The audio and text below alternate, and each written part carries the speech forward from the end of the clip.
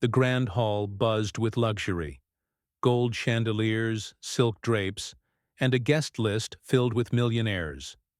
Among them stood Ella, modest in a pale blue dress, quiet, humble, and far too ordinary for the crowd. When the bride, a socialite, Vanessa, saw Ella standing near the gift table, she sneered loudly. "Did the help get lost?" The room chuckled. No one realized that Ella wasn't just a guest. She was the wife of the man Vanessa was marrying. And in less than an hour, the wedding would stop mid-ceremony, because her billionaire husband had seen enough. Ella had never cared for wealth.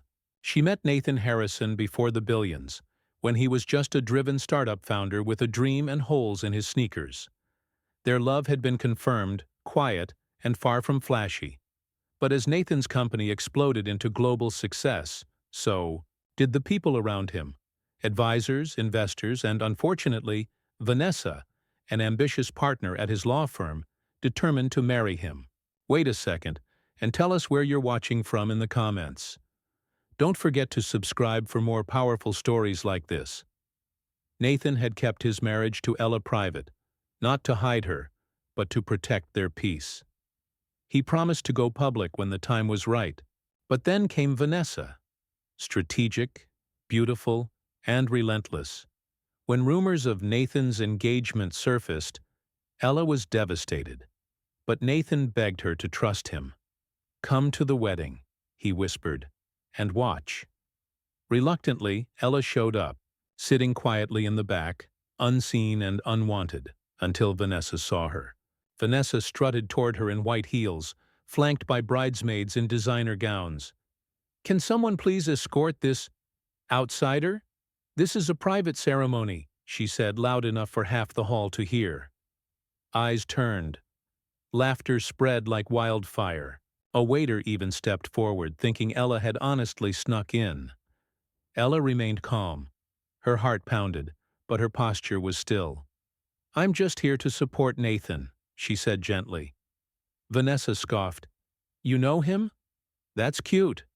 So do a million others." Still, Ella said nothing more. The music stopped when Nathan entered, dressed in a sharp custom tuxedo, and applause erupted. He glanced across the room and saw Ella near tears, and his smile faded. He looked at Vanessa. "We need to talk. Now." Vanessa grinned, assuming he wanted a pre-ceremony kiss. "Yes, let's," but his voice dropped like thunder. "Privately." 10 minutes later, the doors of the bridal suite slammed open. Nathan marched back into the hall, eyes blazing. Guests hushed. He climbed onto the stage and grabbed the mic. "There won't be a wedding today," he began. Gasps rippled across the crowd. "Because the woman I was supposed to marry just mocked my wife." Silence. She called her help, laughed at her dress, humiliated her in front of everyone. Heads turned to Ella. "I built my empire with that woman beside me, before any of you even knew my name. Her love carried me when I had nothing." Vanessa stood frozen, white dress crumpling as whispers filled the air. "She didn't lose me. She never had me," Nathan finished. Ella stood speechless as Nathan approached her, ignoring the cameras and guests still seated in shock. He took her hand and kissed it, then wrapped her in an apology and affirmation embrace. "Come home," he said softly. "Let's leave this nonsense behind." As they walked out together, the media exploded with headlines. "Wedding cancelled by billionaire groom after bride mocks his wife." By evening, Vanessa's law firm released a statement distancing themselves.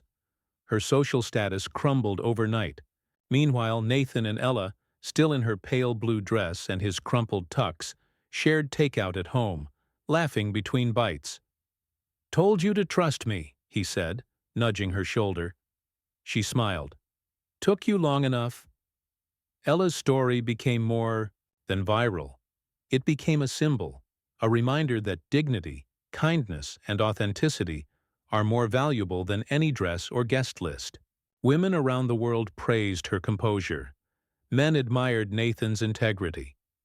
Vanessa's downfall served as a lesson to those who judge too quickly. Ella reminded everyone that substance still matters in a world obsessed with image. That wealth means nothing if it costs you your character, and the quietest person in the room might have the most power.